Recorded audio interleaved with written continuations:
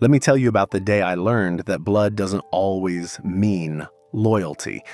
The day I discovered that raising a son with every ounce of love in your heart doesn't guarantee he'll protect yours. This is a story about Thanksgiving dinner, but it's really about betrayal. It's about entitlement. It's about the moment you realize the people you die for wouldn't even stand up for you. And let me be clear right from the start, this isn't a story about easy forgiveness. This isn't one of those heartwarming tales where everybody hugs it out at the end. No. This is about consequences. This is about boundaries. This is about what happens when you mistake an old man's silence for weakness, when you confuse his patience with stupidity, when you think his love makes him a doormat you can walk all over. So buckle up, because what you're about to hear is going to make your blood boil. It made mine boil. It still does. Even now, when I think back to that day, that godforsaken Thanksgiving day when everything I thought I knew about my family died right there at the dinner table. You know, people always talk about Thanksgiving like it's this sacred time, family gathering, gratitude, turkey and stuffing and pumpkin pie, the whole Norman Rockwell fantasy. But let me tell you something. Thanksgiving can also be the day when masks come off, when people show you exactly who they really are. And sometimes what you see behind those masks is so ugly, so cruel, so calculating that you wish you'd never looked at all. But I'm getting ahead of myself. Let me set the scene for you, because context matters. You need to understand where I was coming from. You need to feel what I felt walking into that house, my son's house in Arizona, where the heat outside could melt asphalt, but somehow the temperature inside felt colder than a January morning in Alaska. I'd driven 3 hours to get there, 3 hours through the desert, watching the landscape blur past my windows, excited, genuinely excited to see my boy, my son, the kid I raised alone after his mother passed, the kid I worked 2 jobs to support, the kid whose college education I paid for out of my own pocket while I lived in a 1-bedroom apartment and ate ramen 3 times a week, the kid I taught to ride a bike, to throw a baseball, to treat people with respect and dignity, that kid, my son, the center of my universe for so many years, and my brother Tom, he'd been warning me, for months actually. Ever since I mentioned that my son and his wife had been acting distant, cold. My brother calls me every Sunday without fail, has for years, and he'd noticed the change in my voice when I talked about them. Something's off, he'd said. Protect yourself. That's when I started preparing. 6 months ago, when my gut and my brother's instincts both told me something was coming, I pulled up to his house 15 minutes early. 15 minutes, not an hour, not unannounced. 15 goddamn minutes early, and you'd think I'd committed a cardinal sin. The door opened, and there she was, my daughter-in-law. And let me tell you about her smile. It wasn't a smile, it was a corporate greeting, the kind a receptionist gives you when you're interrupting their day. Polite, plastic, cold. "Oh," she said, just that. "Oh." Like my arrival was an inconvenience, like I was a delivery she forgot she'd ordered. "You're early," she added, not moving from the doorway, not inviting me in, just standing there like a bouncer at a club I wasn't cool enough to enter. I checked my phone. 3:45 p.m. Dinner was at 4, 15 minutes. I'd driven 3 hours, and 15 minutes was too early? "Sorry," I said, even though I wasn't. Even though showing up a few minutes early used to be called being considerate. "I can wait in the car if that's better." No, it's fine," she interrupted, stepping aside finally, but her body language screamed that it wasn't fine. Nothing about this was fine. I walked in and immediately I felt it, that atmosphere. You know when you walk into a room and you can just sense something's off? When the air feels heavy, like there's pressure building before a thunderstorm? That's what hit me the second I crossed that threshold. The house was immaculate, too immaculate, like a showroom, like nobody actually lived there. Decorative pillows arranged just so on the couch. A centerpiece on the dining table that looked expensive and untouched. Everything beige and cream and carefully curated, soulless, cold. Nothing like the warm, lived-in home I'd raised my son in, where there were always dishes in the sink and photos on every wall, and life actually happened. But what really got me, what made my stomach tighten, was the dining table. It was set. Beautifully set, I'll give her that. China plates, crystal glasses, cloth napkins folded into little decorative shapes. And the food? The turkey, golden and perfect. Mashed potatoes, green bean casserole, cranberry sauce, dinner rolls, and yes, pie. Apple pie and pumpkin pie sitting on the sideboard, untouched, pristine, like props in a photograph. But here's the thing, nobody was eating. My son was sitting at the head of the table, looking at his phone. His wife was fussing with the napkins, rearranging them even though they were already perfect. And the energy in that room, it felt rehearsed. It felt staged. It felt wrong. "Hey, Dad," my son said, barely looking up from his screen, not standing to greet me, not coming over for a hug, just, "Hey, Dad," like I was a coworker he saw every day and not his father who'd driven 3 hours to spend a holiday with him. That hurt. I won't lie to you, that hurt more than I want to admit. But I swallowed it. I forced a smile. I told myself I was being sensitive, that maybe he was tired, that maybe I was reading too much into things. "Hey, son," I said, walking over to him. I put my hand on his shoulder, squeezed it gently. He stiffened under my touch. Actually stiffened.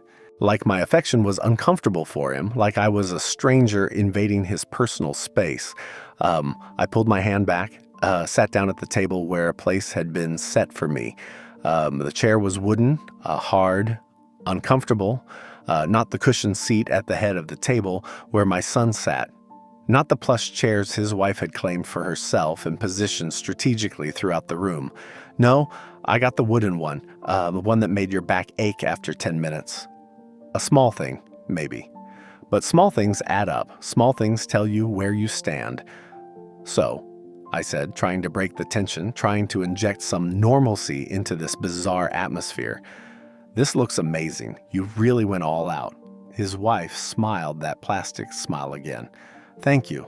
I wanted everything to be perfect." Perfect. That word. She kept using that word, like perfection was the goal, like a perfect table setting mattered more than a warm welcome, like appearances were everything and substance was nothing. We sat there in silence for a moment, an awkward, heavy silence. I waited for someone to say, "Grace." We'd always said grace when my son was growing up. Always, it was tradition. But nobody moved, nobody bowed their head, nobody reached for anyone's hand. Finally, I cleared my throat. "Should we say grace before we eat?" "We don't really do that anymore." My son interrupted, still not looking at me, still scrolling through his phone like it contained the meaning of life and I was just background noise. "Oh," I said. "Okay, that's fine." And that's when I noticed it. The way they were looking at each other. My son and his wife. These little glances, these quick, furtive looks that people exchange when they're in on something together, when they're sharing a secret, when they're about to drop a bomb, and they're just waiting for the right moment. My gut clenched. My instincts, honed over decades of life, screamed at me that something was coming, something bad, but I didn't know what. Not yet. So I did what any father would do. I tried to engage. I tried to connect. "How's work going?" I asked my son. "Fine," he said. One word. "Not great, Dad. Let me tell you about this project I'm working on." Not challenging, but I'm learning a lot. Just fine. Dismissive. Detached. Final. "And you?" I turned to his wife, desperate now to fill this horrible silence with something, anything that felt like normal family conversation. "Busy," she said, her tone clipped. Then she stood up, walked to the kitchen, and started adjusting things that didn't need adjusting, moving the salt shaker 2 inches to the left, wiping an invisible spot off the counter, anything to avoid talking to me, anything to make it clear I wasn't welcome here. And my son just sat there, watching her, watching me, not saying anything, not defending me, not trying to make this easier, just sitting there like a spectator at his own family gathering, watching his father get frozen out and doing absolutely nothing about it. You want to know what that feels like? Let me tell you, it feels like drowning in slow motion. It feels like watching the ground crumble beneath your feet and having nowhere to grab onto. It feels like rejection and abandonment and heartbreak all rolled into one massive weight sitting on your chest, making it hard to breathe. But I didn't leave. I should have. God knows I should have stood up right then, wished them well, and walked out that door. But I didn't. Because I'm a father, because I loved my son, because I kept hoping that maybe I was wrong, maybe I was misreading everything, maybe this was just an off day and things would get better. They didn't get better. His wife came back to the table, sat down with that same rigid posture, that same cold expression. She folded her hands in front of her like a CEO about to deliver bad news to her shareholders. And that's when she spoke. That's when the bomb dropped. We have something we need to discuss with you. Not we have exciting news to share. Not we wanted to talk to you about something.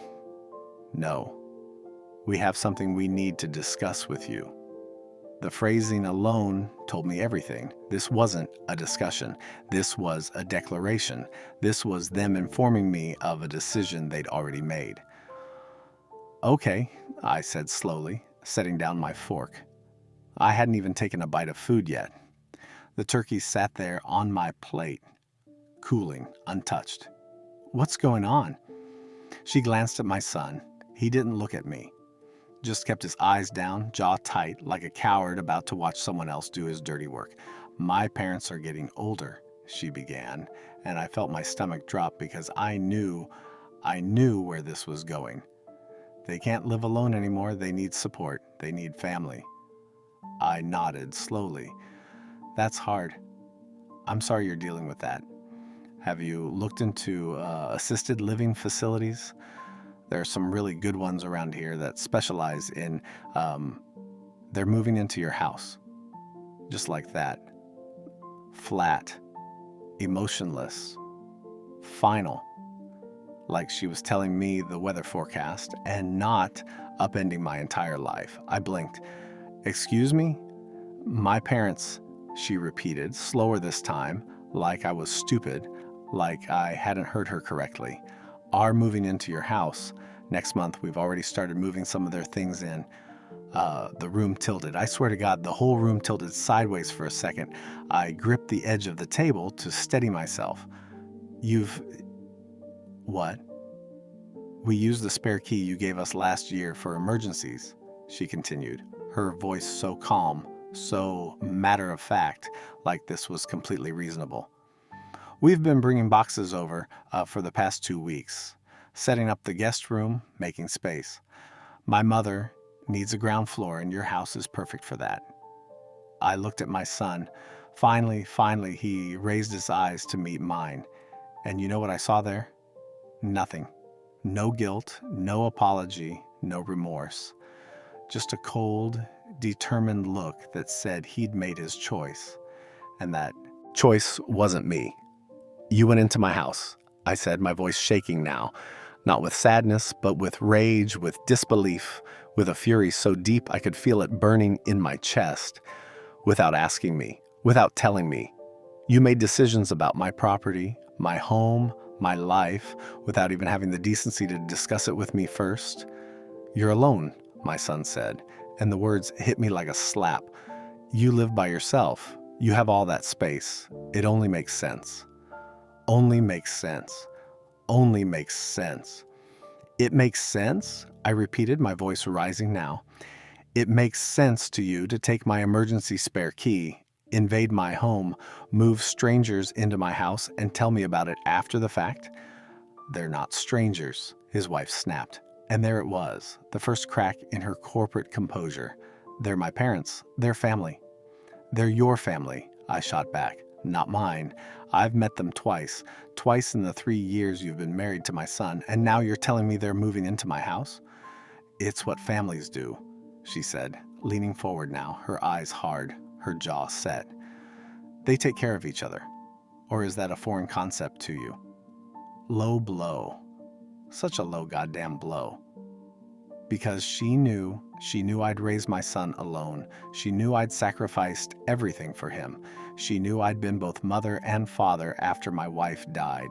And here she was, questioning my understanding of family, questioning my commitment. I know what family is, I said through gritted teeth, and family doesn't ambush each other with life-changing decisions. Family doesn't treat each other like employees to be managed. Family talks, family discusses, family respects boundaries. Boundaries? She laughed. Actually laughed.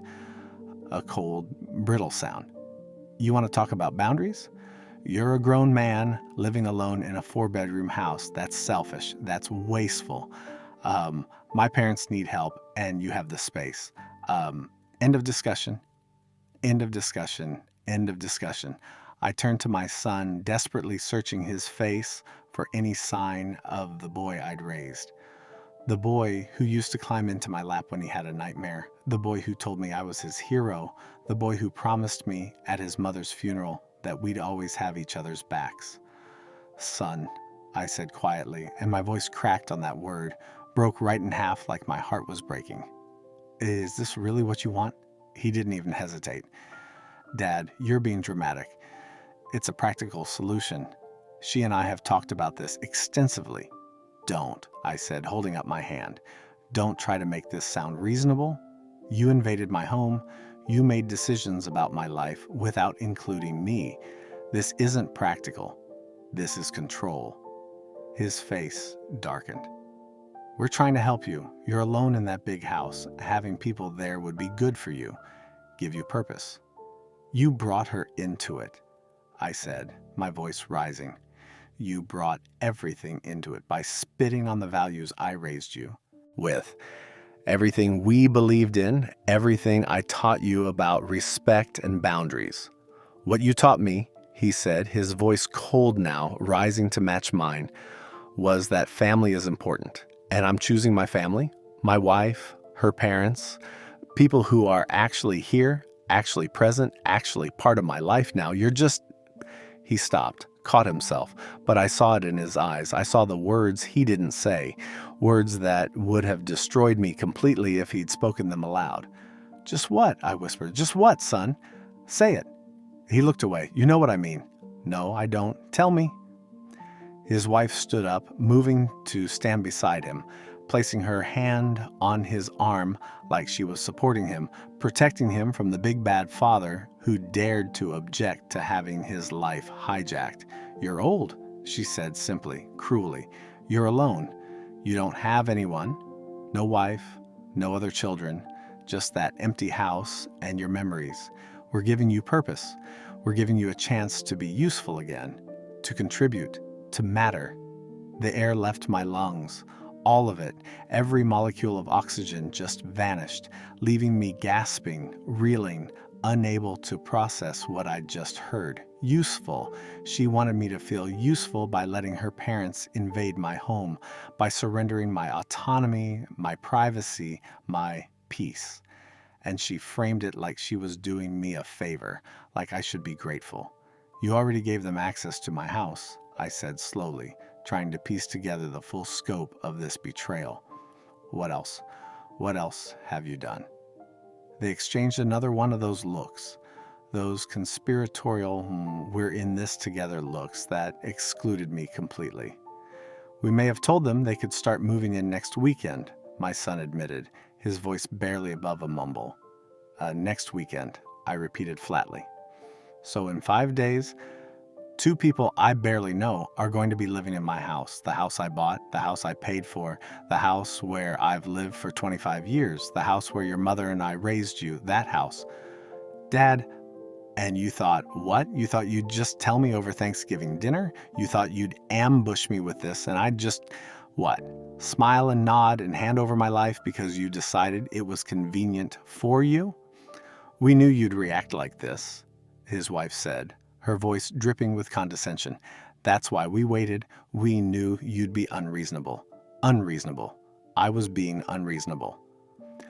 I stood there, looking at my son, at this woman he'd married, at this cold, calculated setup they'd orchestrated, and I felt something inside me crystallize, harden, turn from hurt into something else entirely. Because this wasn't just about the house. This wasn't just about her parents or spare keys or practical solutions. This was about respect. This was about autonomy. This was about whether I was going to spend the rest of my life being treated like a resource to be managed instead of a human being with rights and dignity and value. "You want to know what's unreasonable?" I said quietly. Too quietly, my voice dropping to a register that should have warned them both that they'd crossed a line they couldn't uncross. What's unreasonable is taking someone's emergency key and using it to invade their home. What's unreasonable is making life-altering decisions about someone else's property. What's unreasonable is thinking you can just bulldoze over another human being's wishes because you've decided you know better. "It's for the best," she started. "For who?" I interrupted. "For your best, for your parents' best, because it's sure as hell not for my best." "You're being selfish," my son said, and God, the disappointment in his voice, the judgment like I was the one in the wrong here, like I was the villain in this story. "Selfish," I repeated, and something in my chest cracked wide open. "I'm selfish. Your father, who raised you alone, who worked himself to the bone to give you everything, who supported every dream you ever had, who paid for your education, your wedding, who gave you $20,000 as a wedding gift. I'm selfish because I don't want strangers living in my house." "They won't be strangers for long," his wife said, and the smugness in her tone made my blood boil. "We're family now, all of us, and families make sacrifices." Sacrifices. That word. I looked at the table, at the perfect food no one was eating, at the decorative napkins and the crystal glasses and the whole theatrical production of this dinner. And suddenly I understood. This wasn't Thanksgiving. This was an intervention. This was a corporate takeover masked as a family meal. They'd brought me here to inform me, not to ask me. They'd already made every decision, already given out my keys, already told her parents they could move in, already packed boxes and started rearranging my house.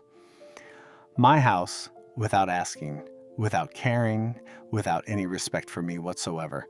I stood up slowly, pushed back from the table, and that's when I felt it, the final straw. His wife reached across the table for the gravy boat, that heavy ceramic vessel, full of hot gravy, and before I could even process what was happening, she lifted it, and she poured it, deliberately, slowly, right onto my lap. The liquid soaked through my pants immediately, hot enough to make me gasp, not hot enough to burn, but hot enough to humiliate, to degrade, a physical assault disguised as an accident that wasn't an accident at all. "Oops," she said, not even trying to sound convincing. How clumsy of me. Old men don't get choices, do they? They get instructions. They get told what's best for them. They get managed. I looked at my son, waited for him to react, waited for him to say something, anything, to tell his wife that was unacceptable, that you don't treat people like that what she'd just done was assault, plain and simple. But he said nothing, just looked down at his plate, complicit, silent, weak, and that's when something inside me died. Not my love for him, that would take longer to fully extinguish, but my hope, my belief that he was still the boy I'd raised, my faith that somewhere inside this man was the son who'd once looked up to me like I hung the moon. I stood up slowly, carefully. The gravy dripped down my legs, stained my pants, left a puddle on their expensive chair.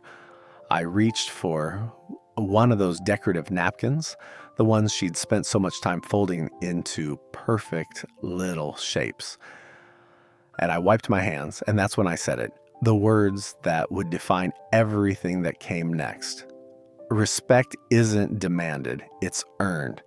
And today, you two just earned something special. I walked to the window, pulled out my phone, made sure they could see me, made sure they understood this wasn't an empty threat, and I called my brother Tom. "Tom," I said when he answered, my voice steady, calm as death itself. "Change the locks, revoke all access, do it now." "What locks?" my son asked, his voice rising now. Panic starting to seep in. I ended the call, slid the phone back into my pocket, and I looked at my son, really looked at him, maybe for the last time as his father and not as a stranger he used to know. "You wanted my house?" I said softly. "You wanted access to my life, my space, my peace. You wanted to make decisions for me like I'm incompetent, like I'm a burden, like I'm some old man who doesn't get a say in how I live my final years." I walked toward the door. "Dad, what did you do?" My son was standing now, his voice cracking, finally showing some emotion.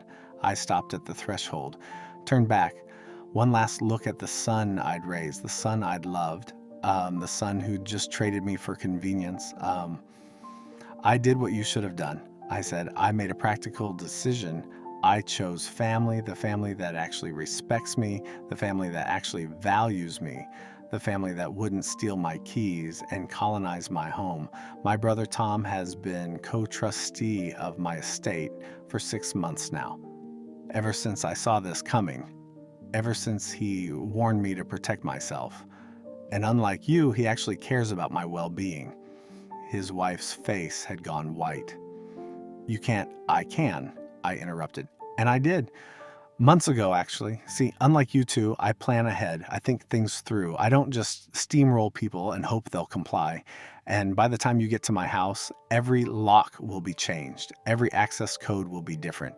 Every security measure will be activated. Your emergency key, useless. Your parents' boxes, still in my house. And you have exactly 48 hours to remove them with supervision, or I'm donating everything to charity." I smiled. Not a happy smile, not a forgiving smile, the smile of a man who just activated a plan that was going to show these people exactly what consequences look like. "Families do make sacrifices," I said softly, "and you just sacrificed me, so now you get to live with that choice." And I walked out, left that house with gravy on my pants and steel in my spine, left my son standing there, finally understanding that actions have consequences, left his wife realizing she'd just lost a battle she didn't even know she was fighting. I got in my car and drove away from the biggest betrayal of my life. But I wasn't driving away defeated. I was driving toward peace. I walked out of that house, and let me tell you, the Arizona heat hit me like a physical force. But even that scorching desert air felt warmer than the atmosphere I'd just left behind. Even the sun beating down on the asphalt felt more welcoming than my own son's home. That's how cold it had been in there. That's how unwelcome I'd been made to feel. But here's the thing they didn't know. Here's what they couldn't possibly have understood about me. I'm not some doddering old fool who can be manipulated. I'm not some lonely widower desperate for purpose who will accept any scrap of attention, any illusion of being needed. No, I'm a man who spent 40 years in business, a man who learned the hard way that trust is earned and contracts matter, and you always protect your assets. So when my son got married 3 years ago, when I met this woman who smiled with her mouth but never with her eyes, when I saw how she looked at my house during her first visit, calculating, assessing, already measuring the rooms in her mind, I noticed. I filed it away. And over the next 2.5 years, I watched. I saw the pattern, the way she'd make comments about my big empty house, the way she'd joke about how I didn't need all that space, the way she'd casually mention her parents and their future care needs in the same conversation. And then 6 months ago, my brother Tom called me, our weekly Sunday call, and he said something that changed everything. "I don't like how they're treating you," he said. The way she talks to you, the way he lets her. Something feels wrong. You should protect yourself. That's when I knew. That's when I stopped hoping things would get better and started preparing for them to get worse. And I prepared. You want to know what I did? Let me break it down for you, because this is where the pain turns into something else. This is where the heartbreak hardens into steel. This is where the father stops bleeding and the strategist takes over. 6 months ago, I went to see my lawyer, my estate attorney, a woman I've worked with for 15 years, someone I trust implicitly. And I told her I wanted to make some changes. No, scratch that. I wanted to make a lot of changes. I want my house in a trust, I told her, an irrevocable trust. She looked at me over her reading glasses. That's a significant step. Are you sure? I'm sure, I said. I want it protected. I want it legally shielded so that no one, and I mean no one, can make claims against it. No one can take it from me. No one can force me to sign it over. No one can move into it without my explicit documented permission. Not even your son? She asked gently. Especially not my son, I said, and the words hurt coming out, but they were true. They were necessary. So we did it. We created the trust.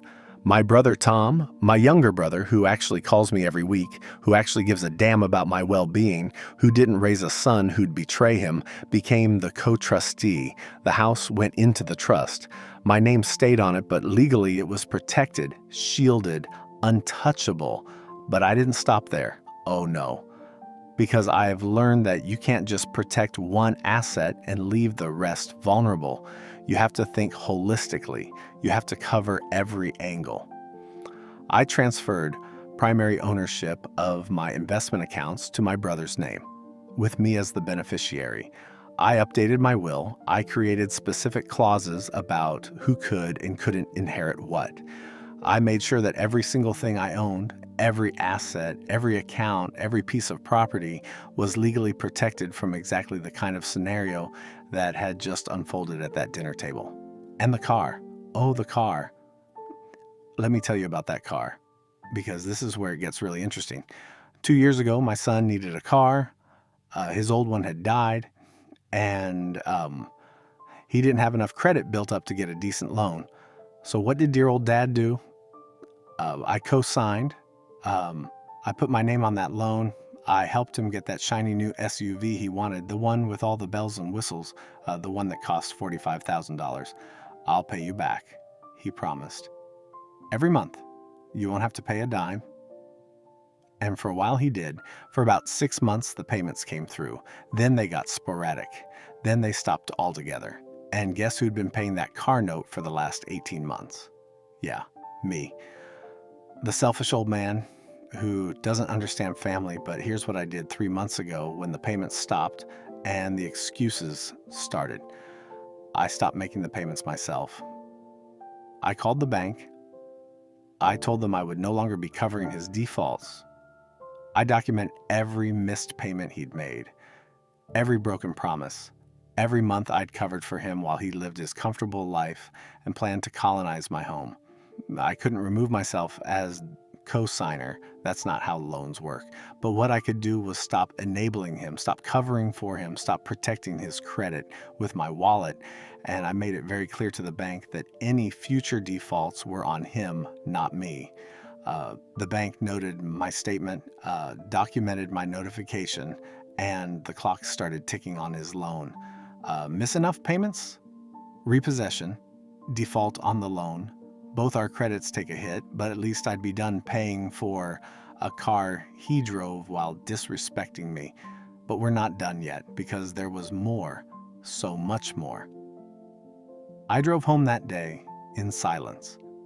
3 hours back through the desert, watching the sun set, painting the sky in shades of orange and red and purple. Beautiful. Devastating, like a funeral for a relationship that had just died, because that's what happened back there. I didn't just lose a son, he lost a father, and unlike him, I understood the weight of that loss. I understood what it meant, what it would cost. When I got home to my house, the house I'd owned for 25 years, the house where I'd raised my boy, the house where my wife had drawn her last breath. I stood in the driveway for a long moment, just looking at it. This modest, comfortable, four-bedroom house that somehow represented everything wrong with me, according to my son and his wife. Too much space for one person. Wasteful, selfish, but it wasn't too much space. It was my space, my sanctuary, my peace. The place where I'd grieved and healed and rebuilt my life after losing my wife. The place where every room held memories I couldn't and wouldn't give up. My son's first steps in that hallway. My wife's laughter in the kitchen. Christmas mornings in the living room. Birthday parties in the backyard. Mine. And they thought they could just take it. Just move people in. Just make it theirs. Just erase me and my history and my right to my own goddamn life. I walked up to the front door. Tom had been true to his word. By the time I arrived home, he'd already contacted the locksmith. My phone buzzed with a text. Emergency locksmith on the way. Should be there in 30 minutes. I'm coming over too. That's family. That's loyalty. That's what my son should have understood, but didn't. While I waited, I pulled out my phone and opened the security camera app. Yeah, I'd upgraded to a security camera system 6 months ago. Right around the same time I started setting up the trust, right around the same time I started preparing for exactly this kind of betrayal. Coincidence? No. Foresight.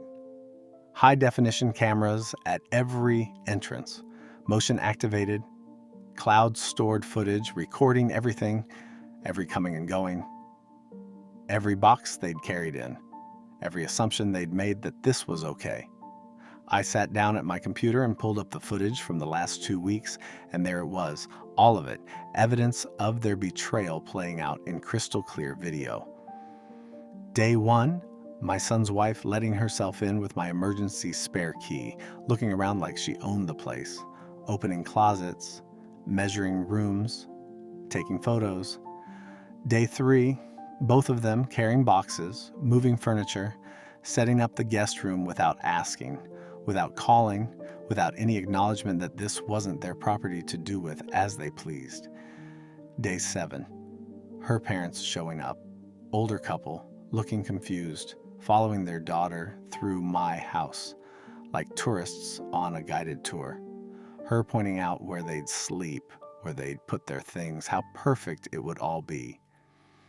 Day 10, more boxes, more furniture, a recliner, a TV, personal items being unpacked and arranged. My guest room transforming into someone else's bedroom right before my eyes. I watched every second of that footage, and with each passing frame, any remaining doubt I had about my decisions evaporated.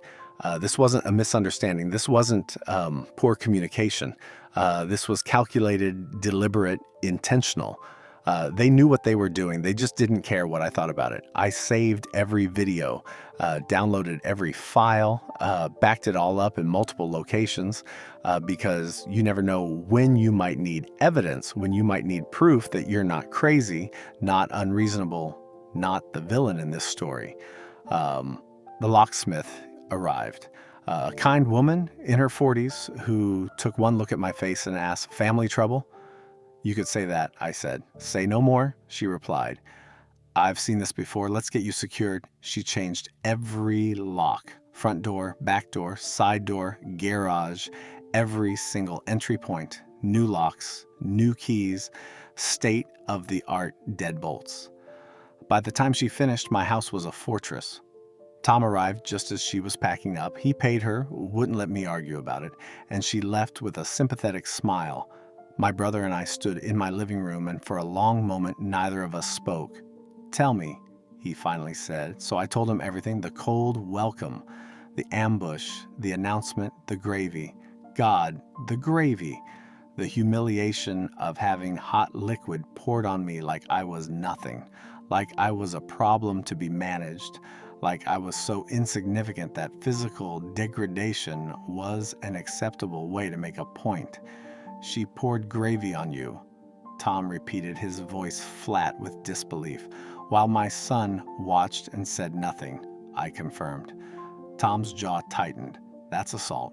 That's what I thought. You could press charges. I could, I agreed, Ma, but I won't because legal action means staying connected to them, means court dates and lawyers and prolonged contact. And what I want, what I need is complete separation, total severance. I want them out of my life entirely. Tom nodded slowly. So, what's the plan? The plan, I said, is to let them come here. Let them try their new key. Let them realize they have no access, no power, no control. And then I give them 48 hours to remove their parents' belongings with supervision. After that, I donate everything. I'll supervise. Tom said immediately. You don't have to see them again if you don't want to. Thank you, I said, and meant it. You did the right thing, Tom said. And whatever happens next, I've got your back. See, that's family, that's loyalty. That's what my son should have understood but didn't. Family isn't about DNA. It's not about sharing a last name. It's about showing up. It's about respect.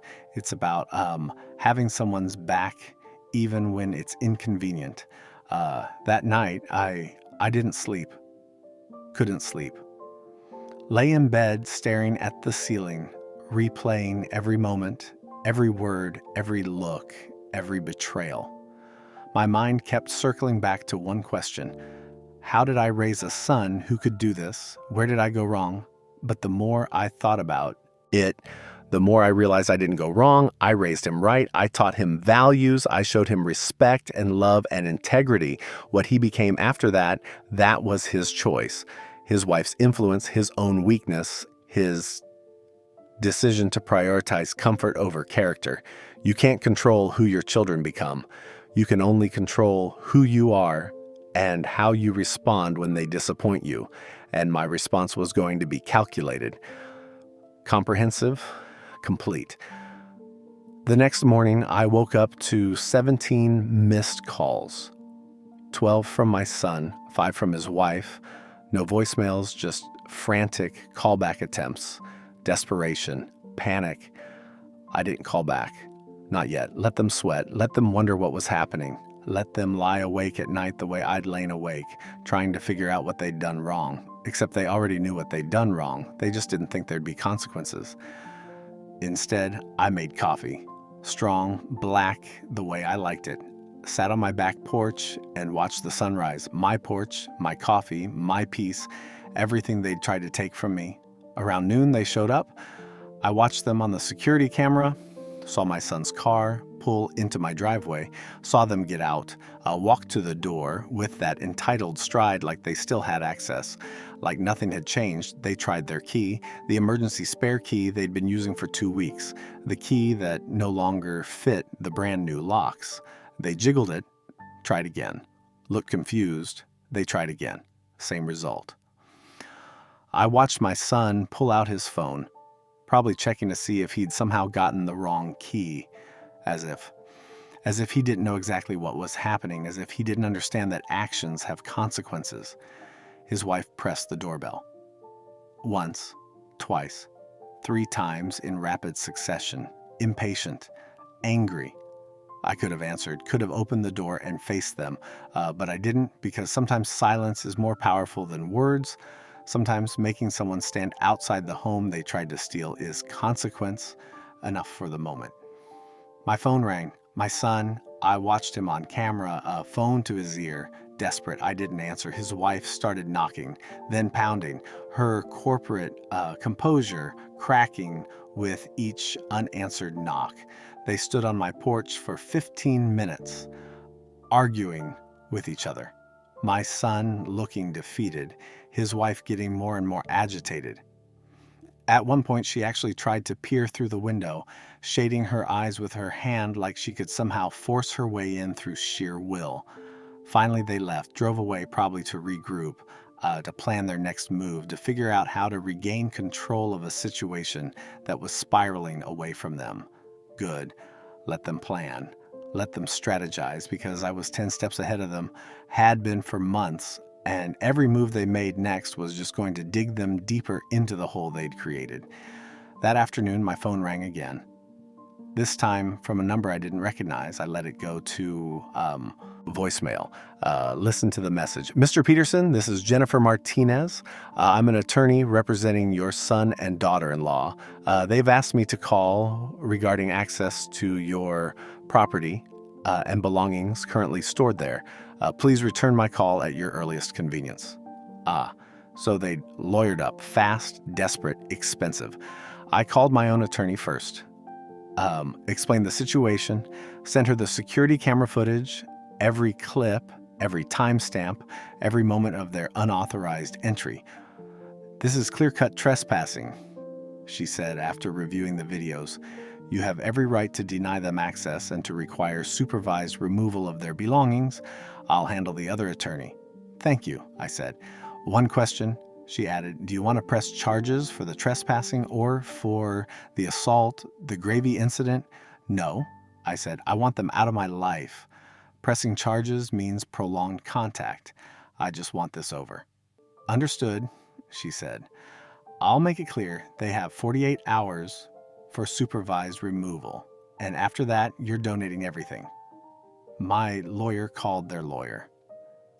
I wasn't part of that conversation, but I heard about it later. Apparently, their attorney had been told a very different story, that I'd given permission, that it was a family arrangement, that I was being unreasonable and vindictive. My lawyer sent the video footage. Their lawyer stopped pushing after that, probably advised them that fighting this would only make things worse, probably told them to cut their losses and move on. Probably sent them a bill that made them realize that trying to fight me was going to cost more than just accepting the consequences. 2 days later, a moving truck showed up. Tom came over to supervise, to make sure they only took what was theirs, to make sure they didn't try to steal or damage anything out of spite. I watched from inside, didn't go out, didn't face them, let Tom handle it, because seeing them would have required me to speak to them, and I had nothing left to say. My son looked like he'd aged 5 years, dark circles under his eyes, shoulders slumped, the weight of consequences finally hitting him. His wife wouldn't look at anyone, just directed the movers with sharp, angry gestures. Humiliated, furious, defeated, they removed boxes, furniture, the recliner, the TV, her parents' belongings, every trace of their presumption, every reminder of their betrayal. My son tried to talk to Tom at one point. I couldn't hear the conversation, but I saw it through the window, saw my son's mouth moving, saw Tom shake his head, saw my son's shoulders sag even further. Later, Tom told me what was said. He asked me to tell you he was sorry, Tom said. Asked me to tell you they made a mistake. What did you say?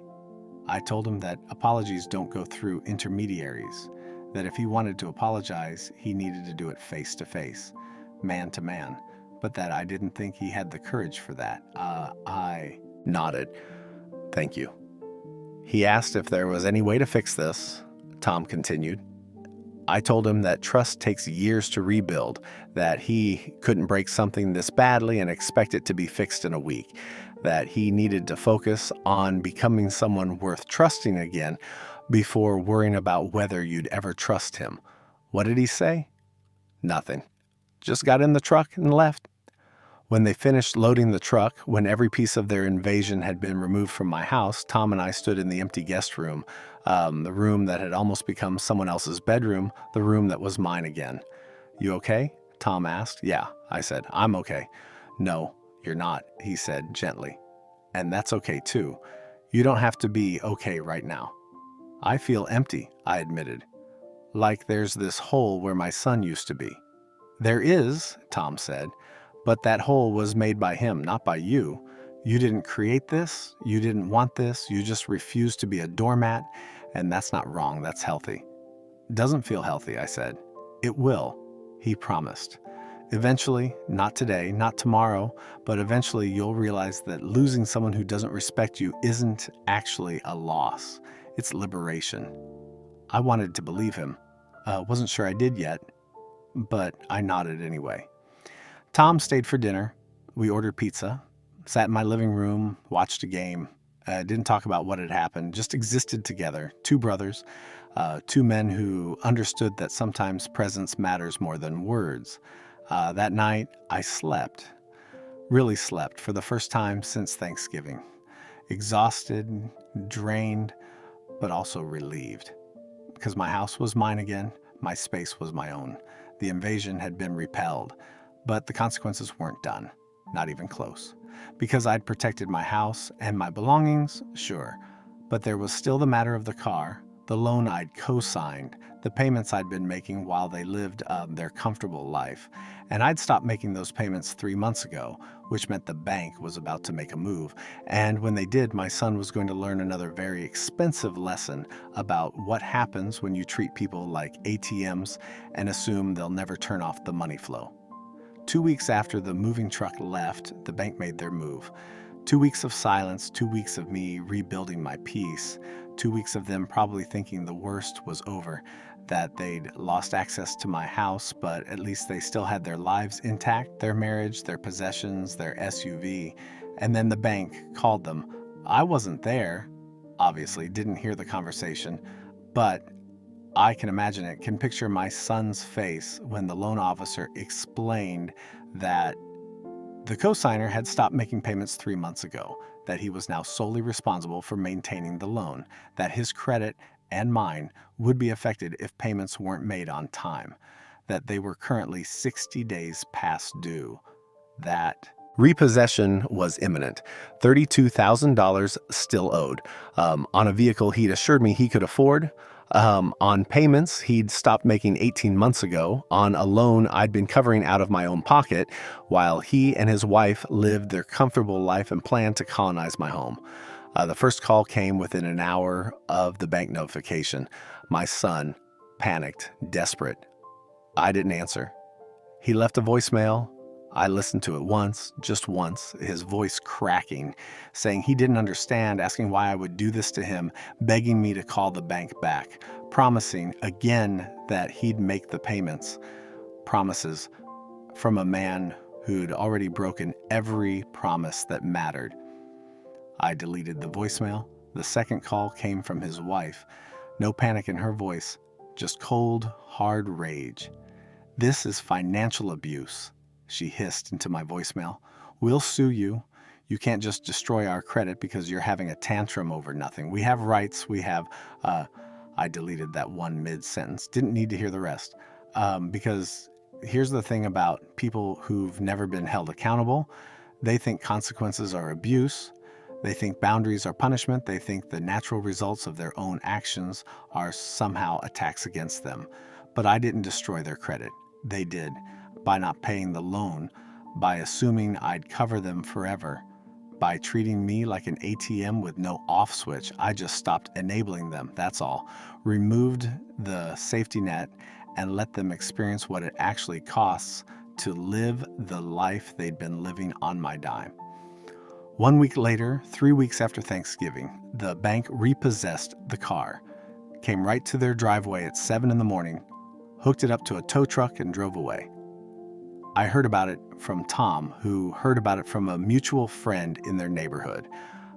Apparently, my son's wife came running out of the house in her bathrobe, screaming at the repo man, making a scene, drawing neighbors to their windows, creating exactly the kind of spectacle she'd always claimed to despise. Because when the polish gets stripped away, when the corporate composure crumbles, what's left is just a person who never learned to handle adversity with grace.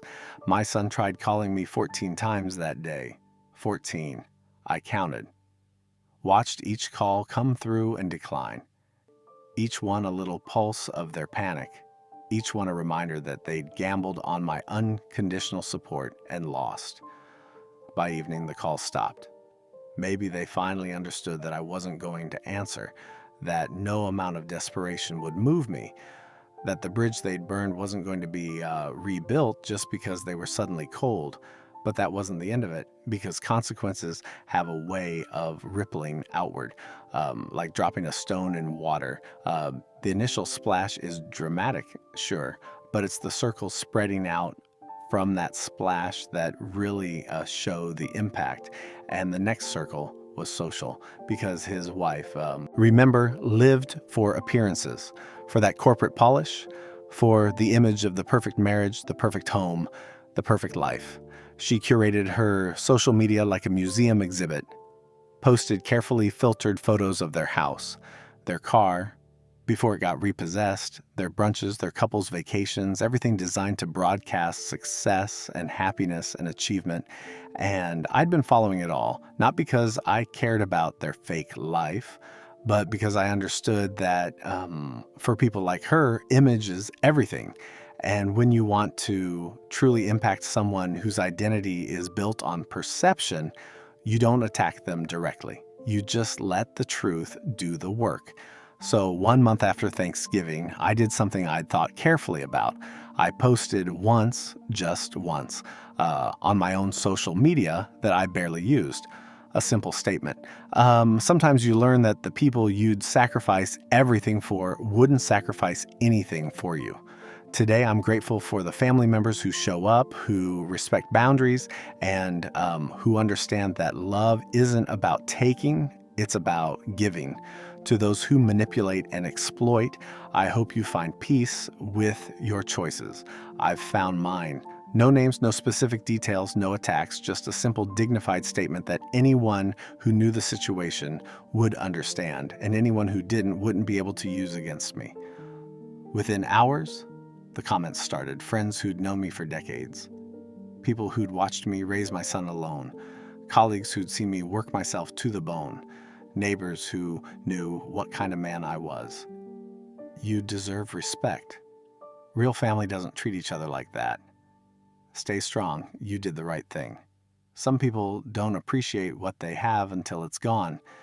And then, and this is where it got interesting, people started sharing their own stories, their own experiences with entitled children, with manipulative in-laws, with family members who took and took and took until there was nothing left. My post went viral in my small community. Not internet famous viral, but within our circle, within the network of people who knew us, it spread. People talked, people asked questions. And when they asked my son and his wife what happened, when they tried to spin it as family drama or a misunderstanding, others who'd seen my post pushed back. Sounds like more than drama. What exactly did you do? His dad seems like such a good man. What could make him cut you off? And his wife couldn't handle it. Couldn't handle the scrutiny. Couldn't maintain the perfect image when people were questioning it. So she did what narcissists always do when they're exposed. She lashed out.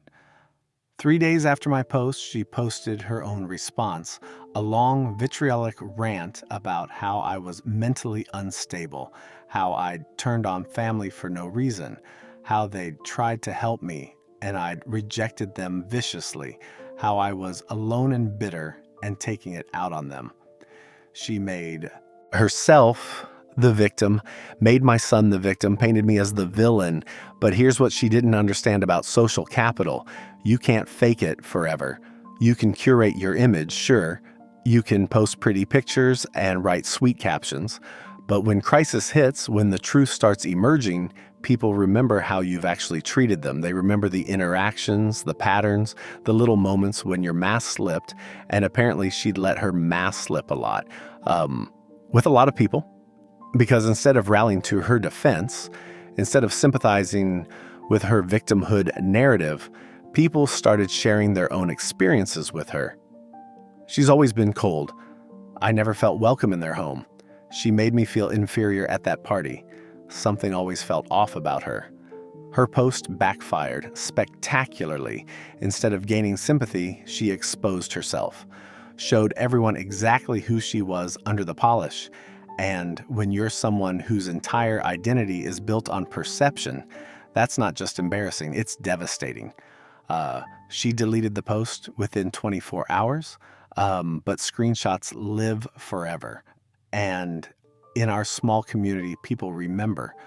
My son tried to do damage control, posted something vague about family difficulties and private matters and asking for grace and privacy.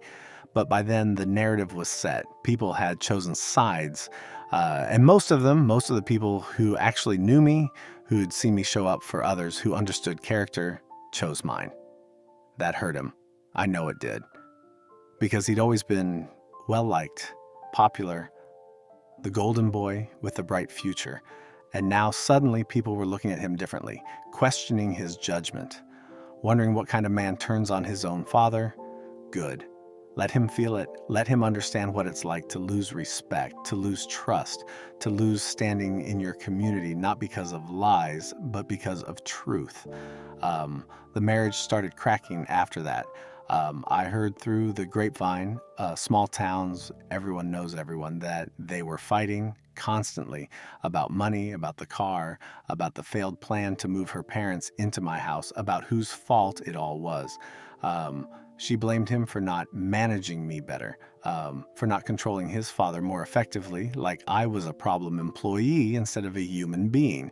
He blamed her for pushing too hard for the gravy, for turning a request into a demand, for treating me with such blatant disrespect that I'd had no choice but to cut them off.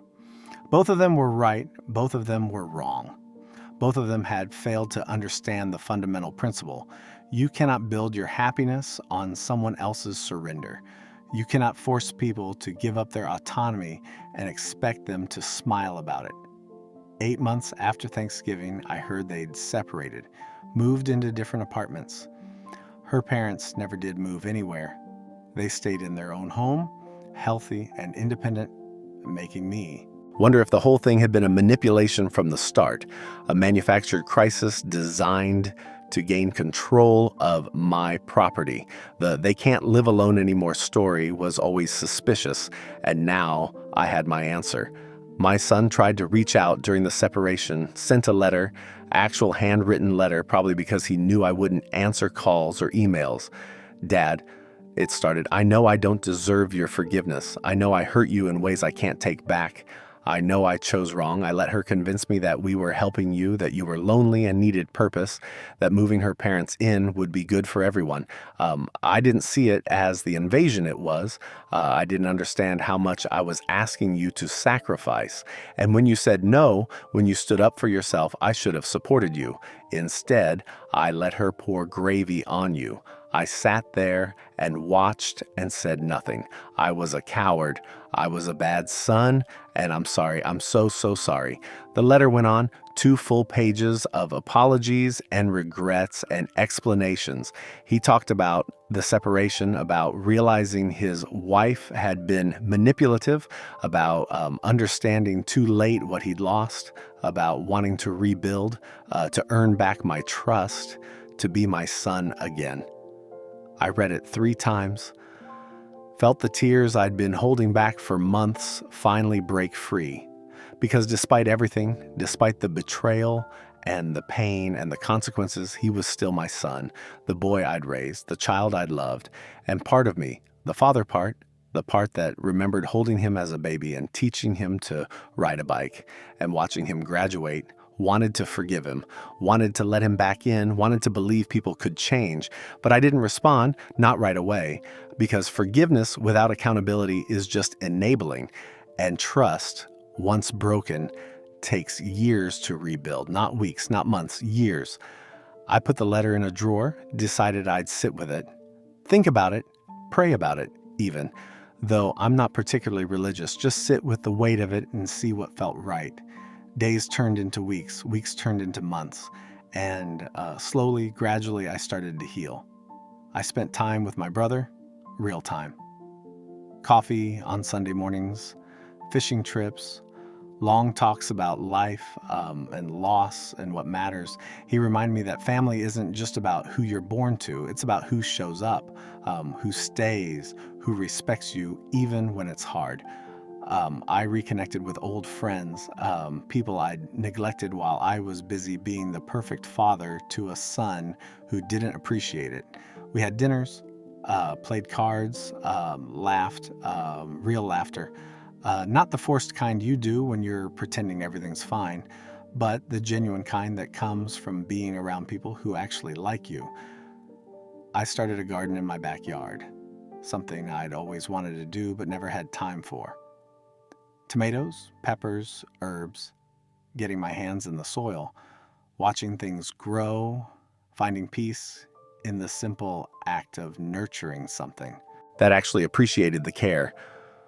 I took a trip, just me, drove up the coast, stayed in little hotels, ate at local diners, saw the ocean, felt the sand between my toes, remembered what it felt like to be just me. Not a father, not a provider, not a resource to be managed, just me, a man with a life and dreams and value that wasn't tied to anyone else's needs or expectations. And slowly, so slowly, I almost didn't notice, the pain started to fade, not disappear. You don't stop loving your child just because they hurt you. You don't stop grieving the relationship you thought you had. But the sharp stabbing pain became a dull ache.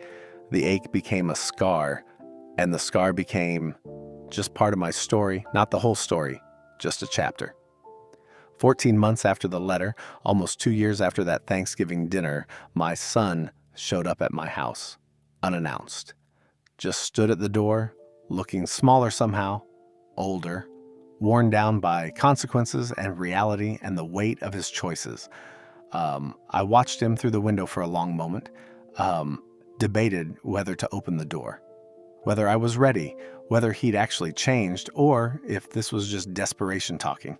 Finally, I opened it, didn't invite him in, just stood in the doorway, waiting.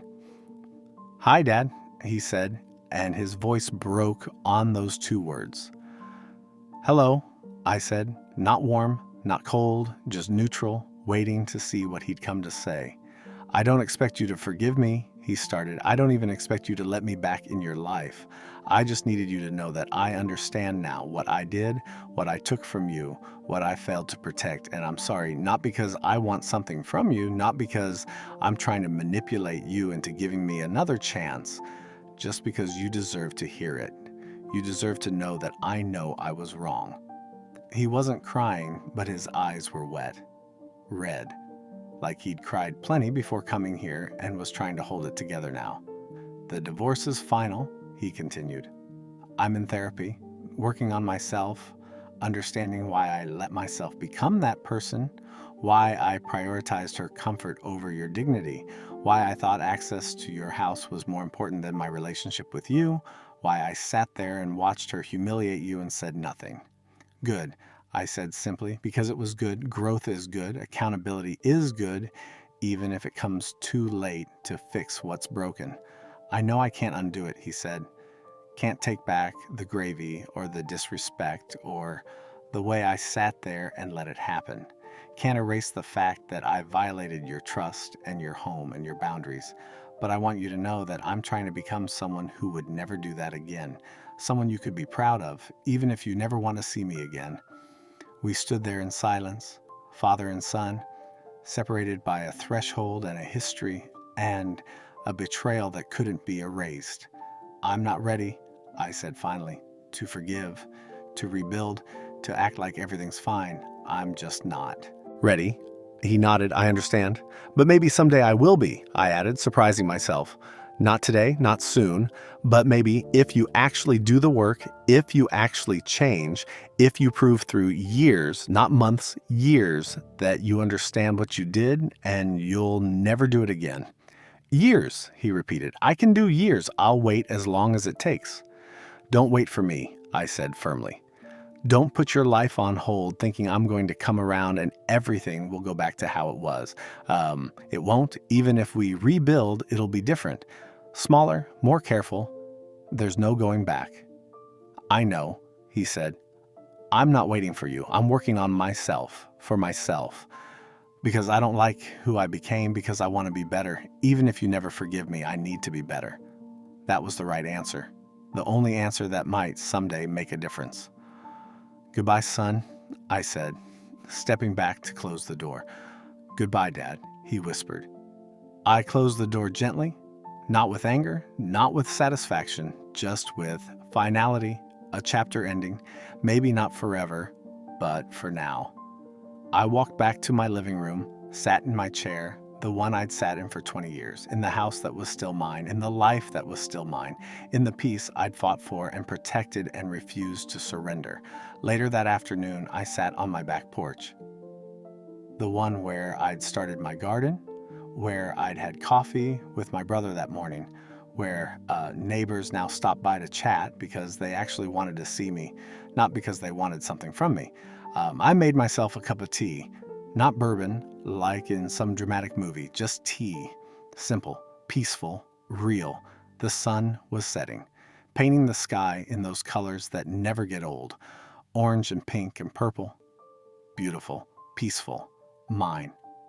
And I thought about everything that had happened, the betrayal, the pain, the consequences, the loss, and also the gain, the peace, the self-respect, the understanding that saying no isn't selfish, it's necessary, that protecting your boundaries isn't cruel, it's survival, that sometimes the most loving thing you can do is let people experience the natural consequences of their choices.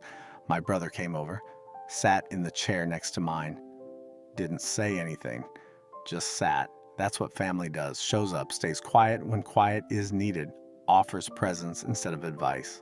"You okay?" he finally asked. "Yeah," I said, and realized I meant it. "I'm okay." He came by, he observed, not a question. He'd probably seen the car. He did. "What did you tell him?" "The truth. That I'm not ready. That maybe someday I will be. That he needs to do the work regardless." Tom nodded, sipped his own tea. "That's fair." "Is it?" I asked. Sometimes I wonder if I'm being too harsh, if I should just forgive him and move on, if holding this boundary makes me the bad guy. "You're not the bad guy," Tom said firmly.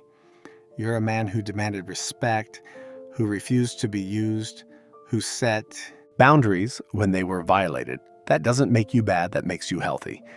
"It feels lonely sometimes," I admitted. "Even with you here, even with my friends. There's this hole where he used to be." "There is," Tom agreed, "but filling that hole with someone who doesn't respect you doesn't make the loneliness better. It makes it worse. At least now you're lonely but free, lonely but at peace, lonely but true to yourself." He was right. As always, he was right. We sat there as the sun finished setting, as the sky turned from colors to darkness, as the first stars appeared. Two brothers, two men who'd survived loss and betrayal and heartbreak and come out the other side. "I'm not alone," I said quietly, more to myself than to him. "No," Tom agreed. "You're not." And I wasn't. Yes, I'd lost a son, or maybe I'd never really had him in the way I thought I did. Maybe he'd always been this person, and I just hadn't wanted to see it. But I had a brother, I had friends, I had neighbors who waved when I walked by. I had a garden growing in my backyard. I had a house that was mine and only mine. I had peace. I'd chosen peace, and peace had chosen me back. That's not a dramatic ending, not a triumphant one, not the kind where everything gets resolved and everyone hugs and the music swells, but it's real, it's honest, it's the truth about what happens when you stand up for yourself. When you refuse to be used, when you set boundaries and enforce them, some people lose you and you lose them, and it hurts. God, it hurts. But on the other side of that hurt is something they can never take from you. Your dignity, your self-respect, your peace. Age doesn't make me weak. It makes me wise. Wise enough to know my worth, wise enough to recognize manipulation, wise enough to understand that love without respect is just control wearing a mask. My decisions don't require anyone's approval, not my son's, not his ex-wife's, not anyone's. They're mine to make. And I made them, and I'd make them again because I'm not alone. I chose peace, and peace chose me back. And that's worth more than any relationship built on my surrender. That's worth everything.